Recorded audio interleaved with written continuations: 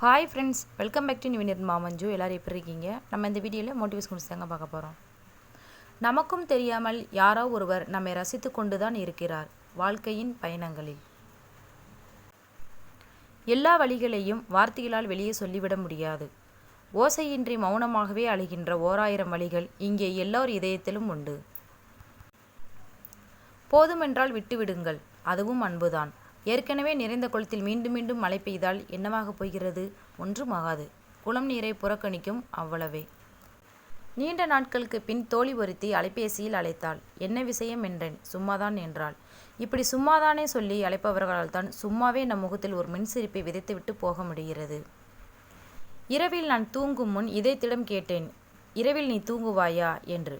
அதற்கு இதயம், இனிமேல் யாரிடம் என்னை கொடுக்காதே, மறுபடியும் என்னால் காயப்பட முடியாது என்று. அன்பாயிருந்தாலும் சரி, நட்பாயிருந்தாலும் சரி. விட்டு கொடுப்பதின் வழி பெற்றுக்கொள்பவர்களுக்கு தெரியவே தெரியாது. 1000 கஷ்டங்களை மனதில் ஒளித்து வைக்க பெண்களுக்கு காலம் கற்றுக் கொடுத்த ஒரு வார்த்தை, ஒன்றுமில்லை. ஒரு தப்பை தண்டித்து பல கெட்ட காரியங்கள் நடக்க காரணமாக இருக்கிறதை விட ஒரு தப்பை மன்னிச்சு பல நல்ல காரியங்கள் நடக்க காரணமாக இருக்கலாம். வாழ்க்கையில் நிம்மதியாக இருக்க 2 வழிதான். 1, நம்முடைய பிரச்சனையை அடுத்தவர்களிடத்தில் சொல்லக்கூடாது. 2, அடுத்தவர்களுடைய தனிப்பட்ட பிரச்சனையில் தலையிடக்கூடாது. விட்டு கொடுக்கவும் விட்டு விலகவும் முடியாமல் திண்டாடிய என் மனதை கண்டித்து வைத்து விட்டேன். உரிமை இல்லாததை சொந்தம் கொண்டாடாதே என்று.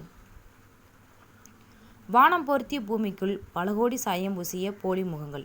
ஃப்ரெண்ட்ஸ், இந்த வீடியோ உங்களுக்கு பிடிச்சிருக்கும்னு நினைக்கிறேன். இந்த வீடியோ உங்கள் ஃப்ரெண்ட்ஸ்க்குலாம் ஷேர் பண்ணுங்கள், வீடியோக்கு லைக் பண்ணுங்கள், வீடியோ பற்றின கருத்துக்களை கமெண்ட்டில் தெரிவிங்க.